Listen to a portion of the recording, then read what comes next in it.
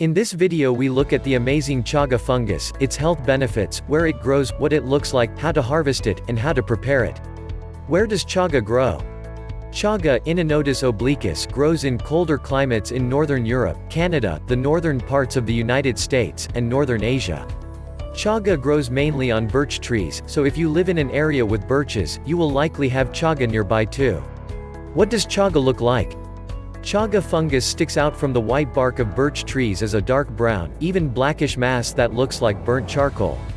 Because of its color, chaga is also called black mass, cinder conch, birch canker, and conch rot. Chaga is dark on the outside because it contains melanin that has been exposed to the sun. This melanin is reputed to have health benefits of its own and is sold in supplements. Inside, chaga is a bright orange or deep golden color. How to harvest chaga? If you are lucky enough to live in a place where birch trees grow, you will be able to harvest chaga. It is best to harvest chaga in the late fall and winter. During spring and summer, sap flows through the trees, so any chaga will have too much liquid for you to be able to work with it. What to harvest? Chaga looks like a growth on the trunk of the birch tree. It will be black and will have a rough surface. If the growth is smooth, or not black, it is likely a birch gnarl, and not a fungus. Make sure that the birch tree that you are harvesting chaga from is alive. Chaga is a parasitical mushroom and will kill its host within a couple of years, and once the tree is dead, the chaga will die too, and you don't want to consume dead chaga. Also, it is best to harvest larger pieces of chaga that are at least the size of an apple. Leave the smaller ones to grow. Once you have confirmed that the tree is alive and the chaga is big enough, you can cut it from the tree. Chaga tends to come off quite easily, and you should be able to pull it off using a knife, or even your bare hands. The chaga will be golden brown on the interior, both on the piece that you cut off, and the part that remains on the tree. Don't cut into the tree, as you could kill it. Also, leave some of the chaga on the tree, maybe 15 to 20%, this will allow it to regrow so that you can come back in a couple of years and harvest some more. How do I dry my chaga? Should you ever happen upon fresh chaga, remember that it isn't like regular mushrooms. You can't just sauté it or throw pieces into stews and casseroles. Although chaga is a fungus, the cell walls are made of a very hard substance called chitin, which is not digestible. To make the chaga usable, you will first need to cut it into small chunks, using either a sharp knife or a hand saw. Do this soon after harvesting it, because the more time that passes from harvest, the more difficult the chaga will be to work with. Just a couple weeks after harvest, it will be as hard as a rock. Then, place the small chaga pieces onto a flat pan and put the pan in a warm, dry place for a few days, like near a wood stove or by a window with lots of sun. Do not put the chaga pieces into the oven, chaga has a very low burn temperature and catches fire easily. You can also put the chaga chunks in a food dehydrator, but make sure you don't put the temperature above 120 degrees Fahrenheit. Stored in a sealed container, the dried chaga pieces will keep their medicinal properties for years. What are the health benefits of chaga? Chaga has been used as a medicine for centuries, especially in Siberia and northern China, where practitioners have long believed that chaga boosts the immune system and generally improves health. In Norway, chaga is called kreftjuke, which translates to something like cancer fungus because of its purported health benefits. Chaga contains a wide variety of minerals and nutrients and is especially high in vitamin D and calcium. Chaga also contains a large number of antioxidants, which may slow the aging process.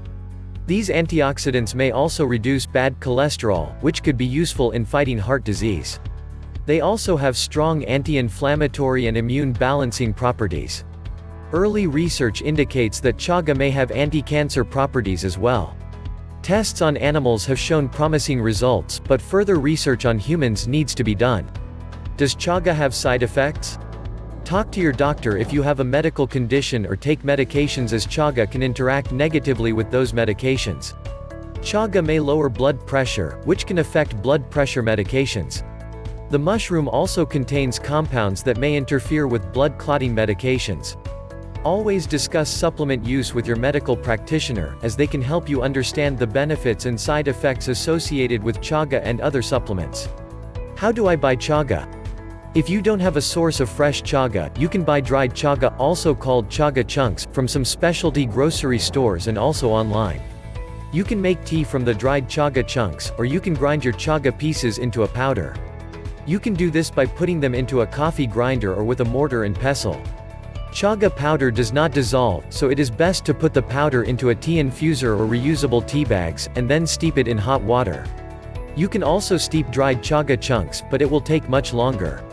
To make chaga tea, bring 1 quart plus 1 cup of water to a boil. Put 3 tablespoons of powdered chaga into a tea infuser and put the infuser into a large teapot. Pour the boiling water into the teapot, and let the infuser steep for 5 to 10 minutes. After 5 minutes, your tea will be ready to drink. Let it steep up to 10 minutes if you like your tea stronger. Save the powdered chaga in the tea infuser. You will be able to use to make one more batch of tea, although you might want to let the second batch steep a bit longer. Chaga tea can be stored in the refrigerator for 2 to 3 days, and tastes just as good cold as it does hot. You can also buy chaga tea with the powder already in the tea bags. These pre-made tea bags give you a simple way to consume your chaga at work or while traveling. See the show notes for some chaga tea recommendations. You can also add chaga to your coffee. The best way to do this is to use a French press. This way, the chaga will have time to steep along with your ground coffee beans. Just add your ground coffee beans to the French press as you normally would, and add a spoon of chaga powder. Then, pour hot water into the French press and steep for 5 minutes or so. You can also buy coffee beans with chaga already added. Usually, chaga coffee will come with a mix of other healthy mushrooms, such as lion's mane and cordyceps, so you will get the health benefits of each type of mushroom. It's best not to consume ground fresh or dried chaga directly. The chitin in cell walls of chaga is not digestible, and can cause stomach upset. Chaga extracts. The extraction process used to create chaga extract powder breaks down the cell walls to make the healthy chaga compounds digestible. So you can add chaga extract powder to shakes, or stir it into your coffee. You can even add it to soups or other dishes. You can also buy chaga tincture, which you can add to fruit juice, smoothies, water, tea or coffee. See the show notes for some chaga powder and tincture extracts that I use and recommend. Keep chaga chunks and powder in an airtight container out of direct light and away from excess heat. Stored this way, it will last for many months. You can keep chaga tea or coffee in the refrigerator for a day or 2. Any longer than that, and you lose the benefits. I hope you have learned something useful about the amazing chaga fungus. If you liked this video, please give it a thumbs up, and hit the subscribe button. If you have chaga tips or recipes that you would like to share, please put them in the comments section.